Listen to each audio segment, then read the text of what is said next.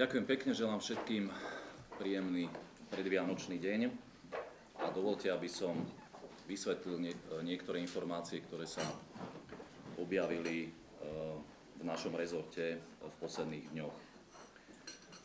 Chápem, že rezort kultúry je oblasťou, kde sa za dlhé roky nahromadilo množstvo problémov. Rešpektujem a rozumiem tomu, že aj na základe toho dlhodobo existujú kritické názory časti umeleckej obce. Považujem však za nekorektné spájať tieto nahromadené problémy priamo s týmto vedením ministerstva za jeho rok a polročné pôsobenie.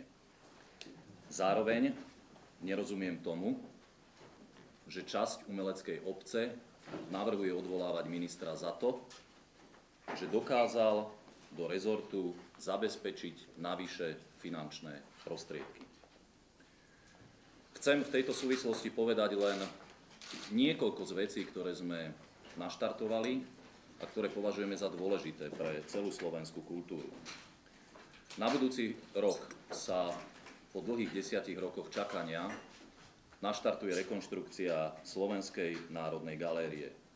Rozpočet rezortu kultúry bude budúci rok o vyše 8% vyšší ako tohto roku a okrem iného to umožní spustiť spomínanú rekonštrukciu SNG, zvýši sa objem finančných prostriedkov v dotačnom systéme o viac ako 4 milióny eur. Podotýkam, že dotačný systém je určený práve na podporu neštátnej kultúry.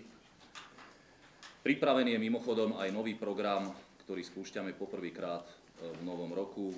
Z mojej iniciatívy je to program pre mladých umelcov do 35 rokov. Popri tom sa podarilo presadiť aj to, že nemusia sa platiť odvody za tzv. Neaktívne príjmy pre umelcov z tzv. Tantiemov. A okrem toho, čo považujem za nesmierne dôležité, za rok a pol sa podarilo splniť viac ako 50% programového vyhlásenia pre rezort kultúry. Teraz, v situácii, keď ešte v tomto roku sa nám podarilo navyše získať viac ako 10,5 milióna eur, čelí tento rezort najväčšej kritike. 23. júna tohto roku sa zišli v priestoroch Múzea moderného umenia Danubiana viaceré osobnosti slovenskej výtvarnej obce, naozaj hovoríme o nesmierne významných menách, a zaujali nasledujúci postoj a sformulovali výzvu smerovanú aj k Ministerstvu kultúry a iným štátnym orgánom, aby sa začali riešiť dlhodobo neriešené problémy, a to v 4 oblastiach. Dostavba Slovenskej národnej galérie, neexistencia Kunsthalle, Múzeum užitkového umenia a rovnako aj ohrozenú existenciu Múzea moderného umenia v Danubiane. Chcem povedať, že sme nerobili nič iné, len sme začali riešiť všetky 4 tieto problémy. Ako som spomenul, budúci rok sa začne rekonštrukcia, 10 rokov očakávaná rekonštrukcia Slovenskej národnej galérie. Predložili sme návrh, ako riešiť problém s neexistenciou Kunsthalle. Rovnako máme snahu vyriešiť otázku Múzea užitkového umenia, a to prostredníctvom našej organizácie Centra dizajnu, a o Múzeu moderného umenia Danubiana netreba ani hovoriť. Reagovali sme na niečo, čo v júni tohto roku požadovali aj od tohto rezortu skutočne významné osobnosti výtvarnej scény na Slovensku. Dnes som prijal aj pána Baleka za spisovateľov zo Slovenského centra PEN, ktorý prišiel poďakovať za to, že sa podarí v budúcom roku rekonštrukcia kaštieľa v Budmericiach, ktorý bude slúžiť širokej umeleckej obci. Mimochodom, aj v tejto súvislosti je pre mňa trochu otázkou, prečo sa v médiách neobjavujú aj ďalšie vyjadrenia. Celý čas sa hovorí len o vyjadreniach skupiny, teraz aby som nikomu nekryjúdil, zhruba 40 umelcov, a nespomínajú sa možno ďalšie mená, ďalšie skupiny umelcov, ktorí majú aj odlišný názor. Zároveň chcem povedať, že Vo vyhlásení časti umelcov, zhruba tých 40, tak ako sú tam podpísaní, sa objavili aj niektoré nepravdivé tvrdenia, ktoré musím vyvrátiť. Ešte jedna drobnosť, ktorá však vyvoláva takisto aj určitú pochybnosť. Medzi podpísanými som našiel aj meno pána Beskida z neziskovky Európske hlavné mesto kultúry v Košiciach, ktorý dal dnes vyjadrenie, kde reaguje na to, že došlo k zneužitiu mena EHMK Košice 2013 a zaradenie svojho mena považuje za nechutné politikárčenie a akt neuspokojených ambícií a pomstichtivosti pani Javrovej. Chcú to riešiť právnou cestou. Chcem len povedať, že ten pán ani nevedel, že sa na nejakom zozname ocitne. A teraz k niektorým informáciám, ktoré sa objavili v tejto výzve časti kultúrnej obce, pričom chcem podotknúť. Nikoho z týchto ľudí ani v najmenšom nespochybňujem. Naopak, všetci z nich majú právo, legitímne právo sa vyjadrovať, vrátane kritiky voči rezortu kultúry. Len ma mrzí, že sa tam objavili informácie, ktoré nie sú v súlade s realitou a niektoré z nich sú dokonca aj nepravdivé. Tvrdí sa vo vyhlásení, že naštartovanie reformy verejnoprávnych médií spôsobilo chaos a plytvanie finančnými prostriedkami. Je to lož. Na budúci rok má RTVS naozaj historicky po dlhej dobe naplánované vyrovnané hospodárenie, dokonca aj s prebytkom vo výške 2,6 milióna eur, s tým, že 15 miliónov eur dokáže použiť na investície a na program ide o 5 až 6 miliónov eur viac ako v čase manažmentu pána Nižňanského. Považujem toto tvrdenie a túto kritiku za naozaj nepravdivú. Rovnako odmietam tvrdenia v súvislosti s projektom EHMK Košice ako nástroj kritiky voči ministerstvu. Chcem, aby jasne zaznelo, že kompetenciou Ministerstva kultúry vo vzťahu k tomuto projektu sú dve základné veci. Zabezpečiť spôsob čerpania finančných prostriedkov z európskych štrukturálnych fondov, na čo je vytvorený sprostredkovateľský orgán, a zabezpečiť alokovanie finančných prostriedkov v dotačnom systéme. V oboch oblastiach si plne plníme svoje úlohy. SORO, ktoré bolo zriadené ako sprostredkovateľský orgán v marci tohto roka, v rekordnom čase, ako sa to ešte v žiadnom operačnom programe nepodarilo, v priebehu 3 mesiacov dokázalo vypísať písomné vyzvania a v tejto chvíli sú už predložené takmer všetky projekty, dokonca mám pocit, že všetky, akurát jeden sa ešte rieši, čo je naozaj historicky krátky čas, pretože v celom tomto projekte bohužiaľ došlo k obrovskému omeškaniu. Zodpovedných nemám dôvod teraz menovať, ale oni vedia, o čom hovorím. Čiže odmietam aj toto tvrdenie. Situácia v SND, že sme prispeli ako rezort k vnútornému rozvratu tejto inštitúcie. Pýtam sa, čím? Keď sme sa dozvedeli na jar, v apríli zhruba, o istých pochybnostiach a negatívnych javoch, okamžite som poslal kontrolu do Slovenského národného divadla, výsledkom čoho bolo, že z pozície generálneho riaditeľa odišiel pán Šot, mimochodom odišli aj ďalší ľudia z vedenia Slovenského národného divadla a tento proces sa pravdepodobne ešte neskončil. A zároveň sme zorganizovali 3 okrúhle stoly s predstaviteľmi predovšetkým divadelnej časti umeleckej obce, kde sme dokázali naformulovať kritéria výberu na nového generálneho riaditeľa, od ktorého samozrejme očakávame, že príde s konkrétnou víziou ďalšieho fungovania Slovenského národného divadla. Pýtam sa, v čom sme zlyhali? Takéto niečo sa predtým nikdy nedialo. Keď som teraz počul na tej tlačovej konferencii o tom, že toto vedenie Ministerstva kultúry nekomunikuje, nikdy sa doteraz nepripravoval výber generálneho riaditeľa spôsobom Slovenského národného divadla tak ako teraz. Naozaj za účasti umeleckej obce. Ďalšia výhrada. Údajne netransparentná realizácia výberov konania na výber spolupracovníka v Národnom osvetovom centre. No, pán Burger síce povedal A, ale ako vždy zabudol povedať B. Keď som zistil, že sú pochybnosti ohľadom tohto výberového konania na spolupracovníka, Tento výber mimochodom organizovalo Národné osvetové centrum. Okamžite som si zanalyzoval situáciu a požiadal som generálneho riaditeľa NOCKY, aby zrušil toto výberové konanie a pripravil také, ktoré nebude vyvolávať žiadne pochybnosti. Opäť moja otázka znie, v čom sme pochybili na ministerstve kultúry, respektíve konkrétne minister kultúry. A teraz k samotnej Danubiane.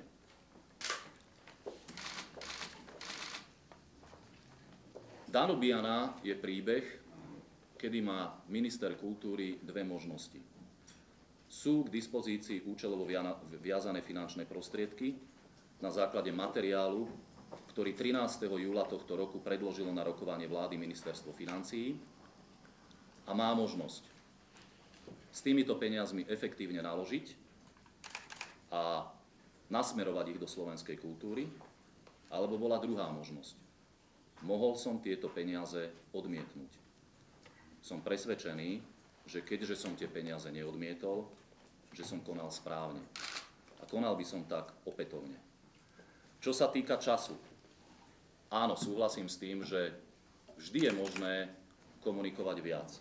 Ale chcem podotknúť, že my sme viedli naozaj veľmi tvrdé rokovania s predstaviteľmi spoločnosti Via Danubia, s pánom Mullenstenom, s pánom Polakovičom, pretože sme si dali základné podmienky.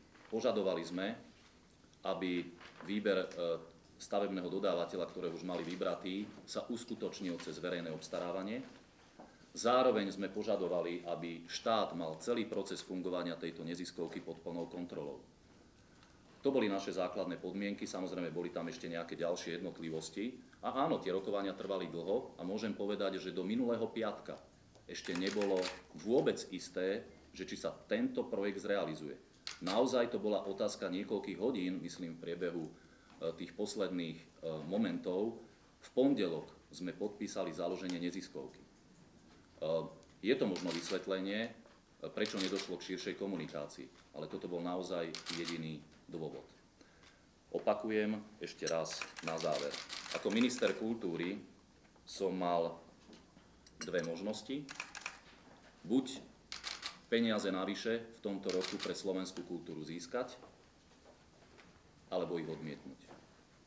Zároveň chcem povedať, že my sme tú sumu, ktorá bola vo vládnom materiáli 12 miliónov, v rámci tvrdých rokovaní znížili na 7.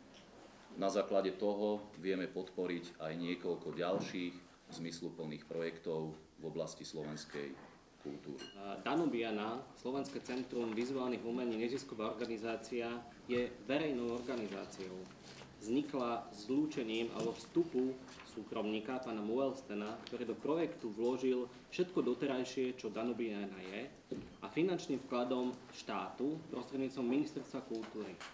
Nezisková organizácia má 3 základné orgány. Správnu radu, dozornú radu a riaditeľa. Správna rada je vrcholným orgánom takéto neziskovej organizácie.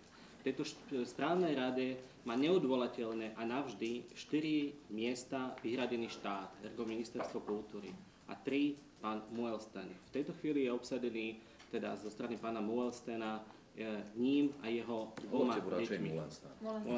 Aby sa náhodou neurazil. V zakladacej listine tejto neziskovej organizácie sú uvádzané jej základné činnosti. Prečo bola zriadená?